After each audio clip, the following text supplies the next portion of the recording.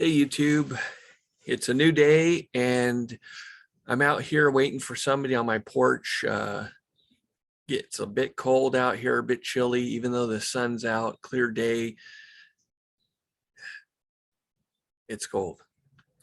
Anyway, I wanted to share with you something that about live scan today. I had a guy call me and ask me about getting involved with live scan.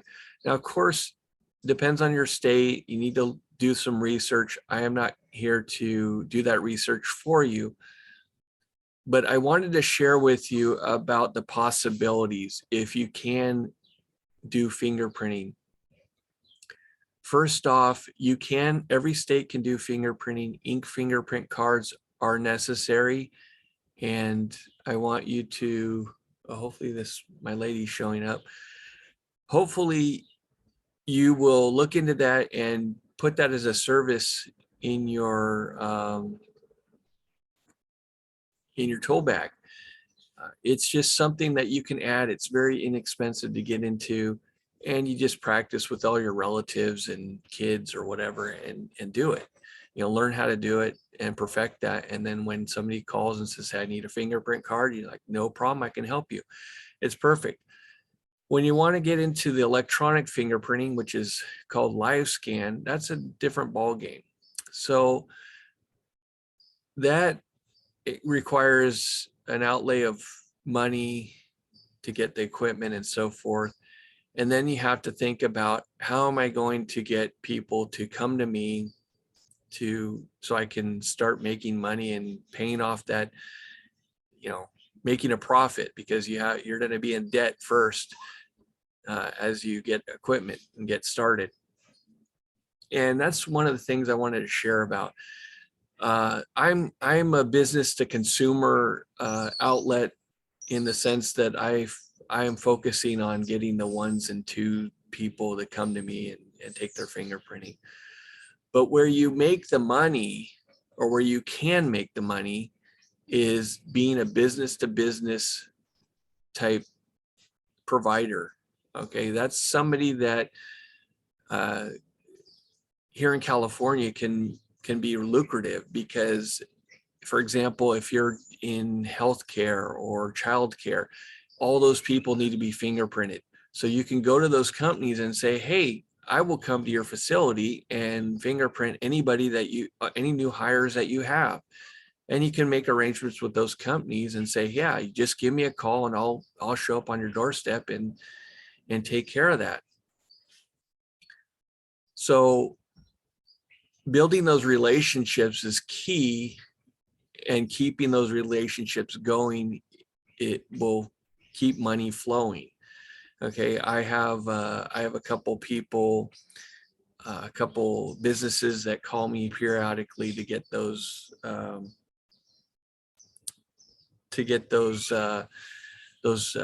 jobs done. And I just received an email from a lady that I need to call today. I'll give her a call here in the next half hour, and she wants from her email, she wants a discount, which I'm happy to provide, provided I can make enough money. She wants 165 people fingerprinted. So you have to think about this, okay? If I do my normal charge, yeah, it's a lot of money. I mean, I'm going to make a lot of money if you multiply that out. So you could pick whatever dollar amount you want to pick and just multiply that by 165 and say, okay, that's what I'm making.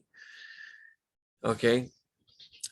So it's the rolling fee is what you make. And then all the agency fees, you collect those, and just that you're going to be paying to the state, at least here in California.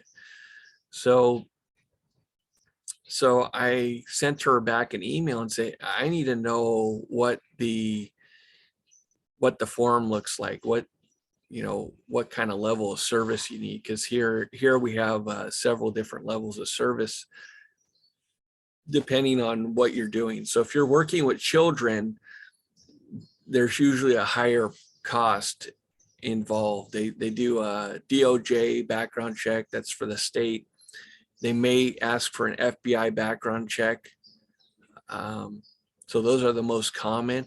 And then when you start getting child care, then they do a child index background check.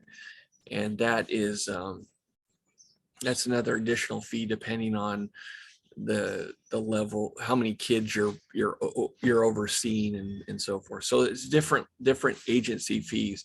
And that's why it's very difficult to give a price when somebody calls you and says, hey, how much do you charge for fingerprinting? Well, I can give them my rolling fee, but that's not the cost. And that's the reason why I sent an email back to this lady. I said, I need more information, because I can tell her, yeah, I'll do it for X amount of dollars for my rolling fee, based on the numbers you're giving me. I'll give you a discount based on that. But the problem is I don't like to give a discount. I have a sliding scale is how I approach it. So if it's one person, you're paying them my rolling fee. If it's three people, okay, I might consider giving a little fee reduction. Okay. Maybe I'll take off, instead of charging $36, I'll charge, $30 or something like that. If there's 5 people, I might give a discount. I definitely give a discount at 10 people. And then at 10 people and up, I'll give a discount, because if it's the same form, the same input, it's click, click, click. And I'm running people through pretty quickly. So 165 people, a lot of people for one person to do. Okay. So I'm talking to my wife, who is actually a fingerprint roller, because I put her on my account. I said, hey, I need your help. I'm going to pay you. No problem. I'll pay my wife. It's fine. I need help. Right. So trying to coordinate how long it's going to take to do 165 people. They want to set up a day and time to do that, which is not a problem. And we're thinking, well, we're probably going to have to do it over a couple of days, because 165 people, it's a lot of people. And since she doesn't do it all the time, she's going to be a little slower at it than myself. So I can easily do 10 people, 10 to 20 people in an hour. Not a problem, especially when you're getting in a rhythm. It's really easy to run through and get people through your line.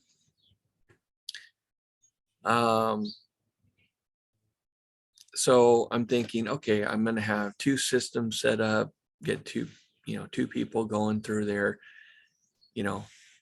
thinking about the logistics. So thinking about that, then I'm going back to how much do I want to charge? Okay. Because here's the thing, somebody tells me, yeah, I have 165 people, but does that really mean that I'm going to get 165 people? Not necessarily, because all these people that are being fingerprinted are volunteers. So they can go down to UPS store or wherever and say, you know what, I'm going to have to pay it myself. I'm going to go find the cheapest guy I can find. Okay. So, okay, great.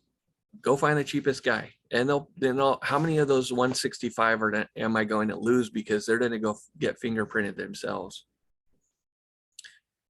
So those are my thoughts. So that's why I kind of do the sliding scale, because I don't want to tell somebody, hey, if I go out there and there's only 5 people, yeah, I'm going to charge this dollar amount.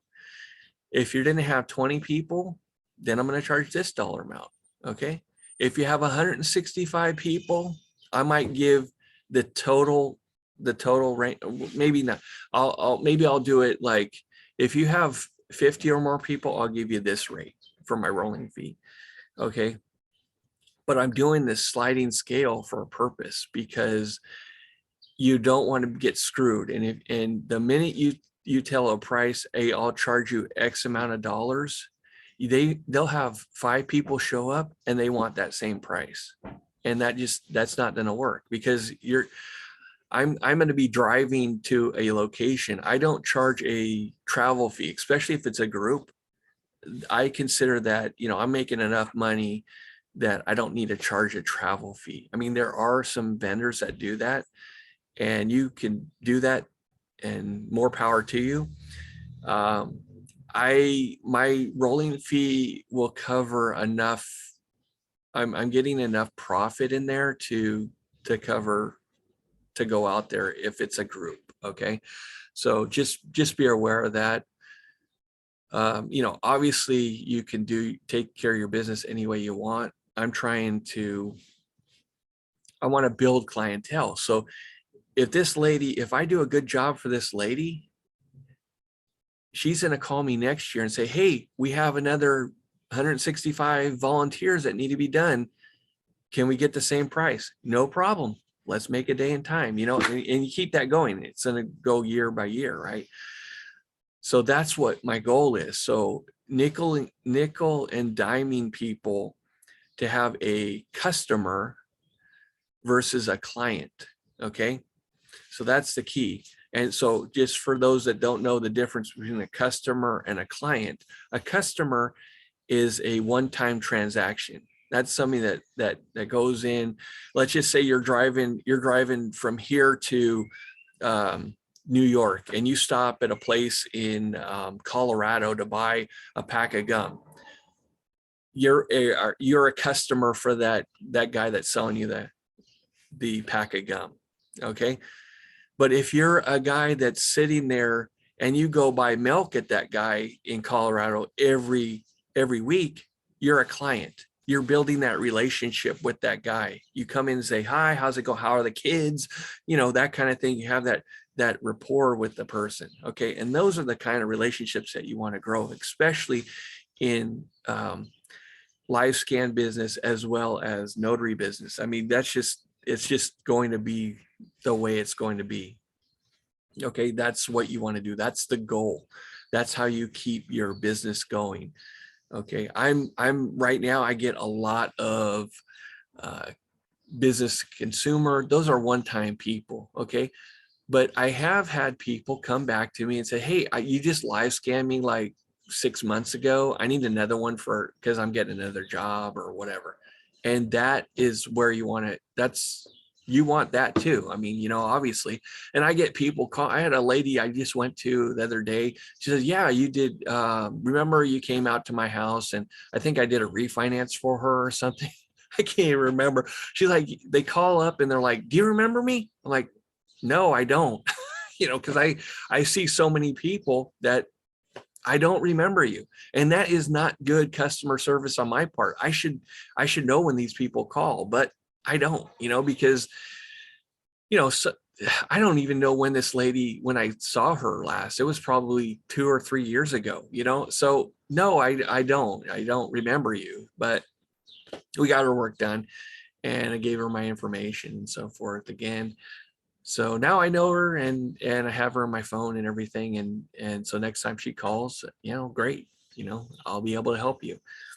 So, I know I'm all over the place with topics, but, this is kind of all goes together in one thing. So I just wanted to share that with you today and hope you're having a great day. Whenever you're watching this video, if you enjoy what I'm putting out, please like the video and so that others can find it. Most people just stumble on my videos and then they subscribe. I don't have a great following. I only have a handful of subscribers. So, you don't need to subscribe. You can just like the video. If you don't like the content, then don't like it, whatever.